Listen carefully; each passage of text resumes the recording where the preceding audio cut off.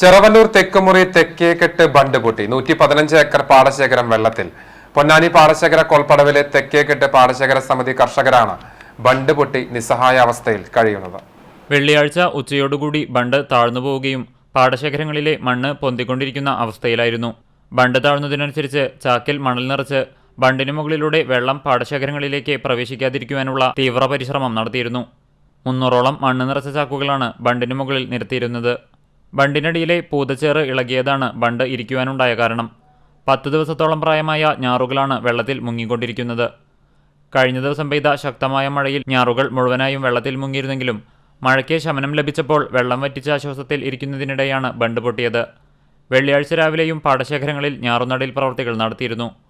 ഒരേക്കർ പാടശേഖരങ്ങളിൽ ഞാറുനടീൽ പ്രവർത്തനങ്ങൾക്കായി ഏകദേശം 15,000-ഓളം രൂപയാണ് ചിലവായിട്ടുള്ളത്. ഇത്തരത്തിൽ 115ഓളം ഏക്കർ പാടശേഖരങ്ങളിലാണ് നടീൽ പ്രവർത്തികൾ നടത്തിക്കൊണ്ടിരിക്കുന്നത്. KLDC അധികൃതരെയും കൃഷിവകുപ്പിനെയും അറിയിച്ചെങ്കിലും അവരും ഈ അവസ്ഥയിൽ ഒന്നും ചെയ്യാനാവാത്ത അവസ്ഥയിലാണ്. വൈകിട്ട് 6ഓടുകൂടിയാണ് ബണ്ട് പൊട്ടി പാടശേഖരങ്ങളിലേക്ക് വെള്ളമൊഴുകി തുടങ്ങിയത്. CCTV news, പൊന്നയൂർകുളം.